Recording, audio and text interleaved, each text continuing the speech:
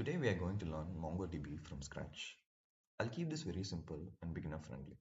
Even if you have never touched a database before, that's totally fine. MongoDB is a database. A database is simply a place where we store data permanently. For example, user details, product data, messages, all these needs to be stored somewhere. And MongoDB is a NoSQL database. NoSQL does not mean no SQL. It means not table based. Instead of storing data in rows and columns, MongoDB stores data as documents. MongoDB stores data in a format that looks like a JSON. If you know JavaScript objects, MongoDB feels very natural. And this is called a document. Many documents together forms a collection. Collections together form a database. Earlier, most databases were SQL databases like MySQL. They work great, but they have one problem. In SQL, you must define the structure before inserting data. If tomorrow your app changes, you must change the table structure.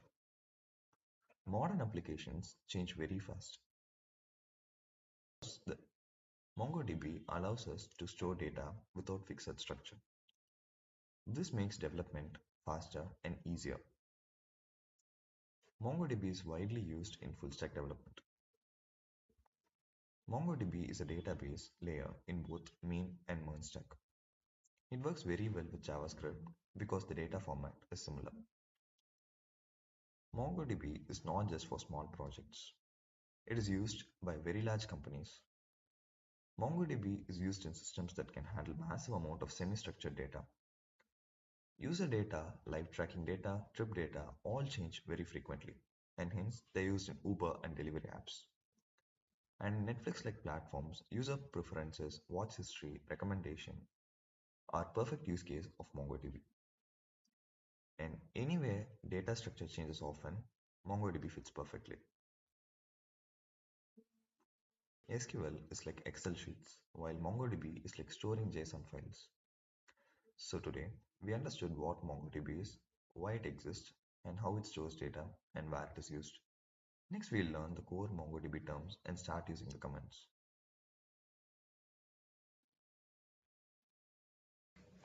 Now that we know what MongoDB is, let us understand how MongoDB organizes data. MongoDB has a very simple hierarchy. This is the most important diagram in MongoDB. If you understand this, MongoDB becomes easy. A database is the top level container. It holds multiple collections. For example, a college DB, a shop DB, or an user DB. Usually, one application uses one database. And now, a collection is similar to a table in SQL. But collections do not force a fixed structure. A collection stores multiple documents. For example, users collection, products collection, and orders collection. Now, a document is a single record in MongoDB. Documents are stored in JSON-like format.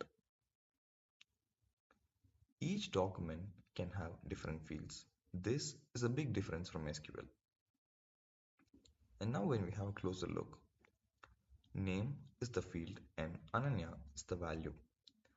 Fields can be a string, a number, an array, or an object.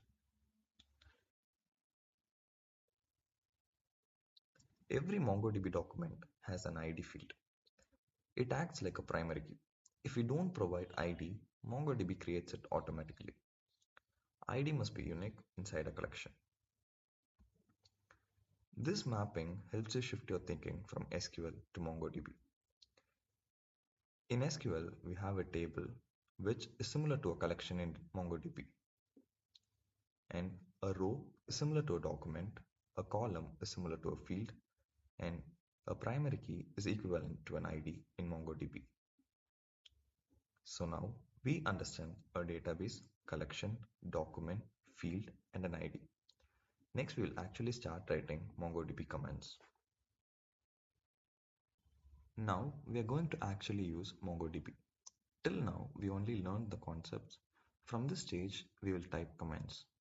Assume a database name is collegedb and a collection name is students. First, we select the database. In MongoDB, we use the use command.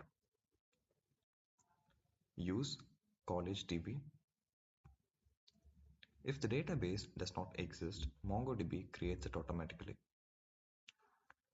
Now, let us insert a student record into the students collection. We use insert1 to insert a single document. So first db followed by the collection's name students followed by the method insert1, and within which we give field followed by the value. We give a name with a string value Arjun, an age with an integer 21, a department with a string CSE, and ensure that it is enclosed within curly braces. MongoDB automatically added an ID field. Now let us insert multiple students at once. So we are going to use the insert many function.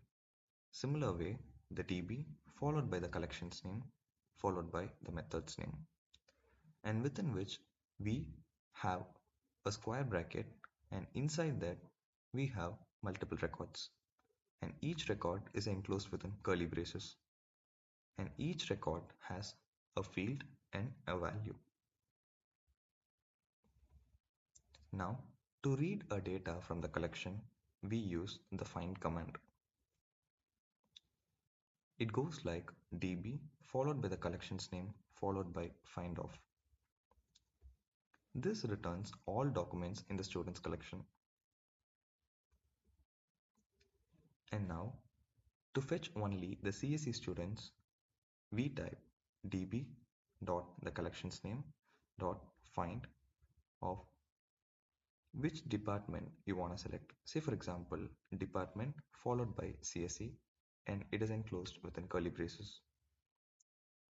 This returns only the selected record. And now, to update a record, we use the update1 command. And the syntax goes like db dot the collection's name students dot update1 of, and within which you have to specify which record you have to change. So the record with the name Arjun has to be changed, and its age should be set to 22. And so we are using the set command. One document was matched and updated. Now let us delete Ravi's record. We use delete1, and the syntax goes like db dot collections name students dot delete1 of, and within which you have to specify the record which you want to delete. Here the name that equals Ravi needs to be deleted. We give, and to verify the delete, we type db dot students dot find of, and now you can see Ravi's record is completely deleted. MongoDB commands are very readable. There is no fixed schema, but update and delete commands should be used carefully. So in the collegedb, we learned how to insert data, read data, update, and delete the data. This is the core of MongoDB CRUD operations. Now that we know basic CRUD operations, let's learn how to read and update data properly. These concepts are very important because small mistakes here can break applications. MongoDB provides two commands to read data. They are find of and find one of. At first, both look similar, but they behave differently. Now have a closer look. This command searches the students collection. It returns all documents that match the condition.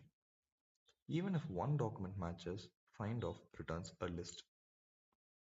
And now, find one of returns only one document. It stops searching after the first match. This is useful when you expect only one result. So, use find when you want multiple records, and use find one when you want exactly one record.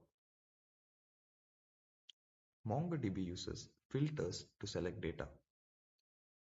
Filters are written as key value pairs.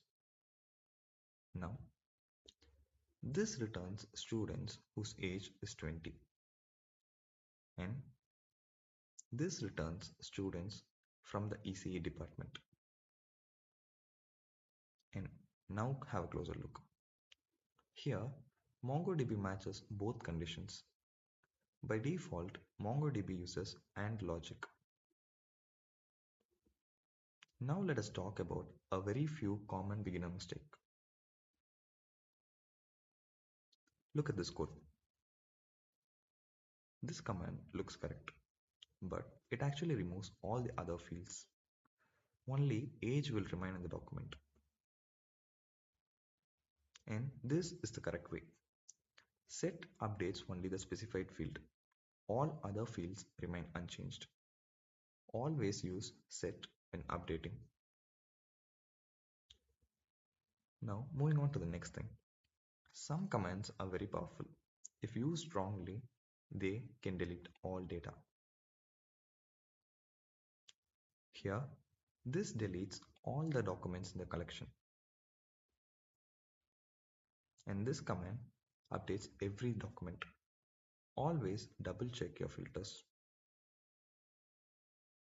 So as a final note, always check your filter condition, use find before update or delete, and never run update or delete blindly.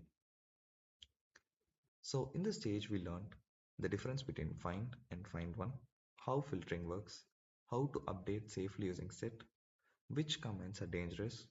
With this, you now understand MongoDB query basics. With this, we have completed the core MongoDB basics. You now understand how MongoDB works, how data is stored, and how to perform CRUD operations. We did everything using commands because this helps you understand MongoDB deeply. If you are interested in GUI-based access using MongoDB Compass, we'll upload a separate video explaining it step by step. For now, focus on practicing what you learned today. This is Harshit, your mentor. Thank you for learning and see you in the next session.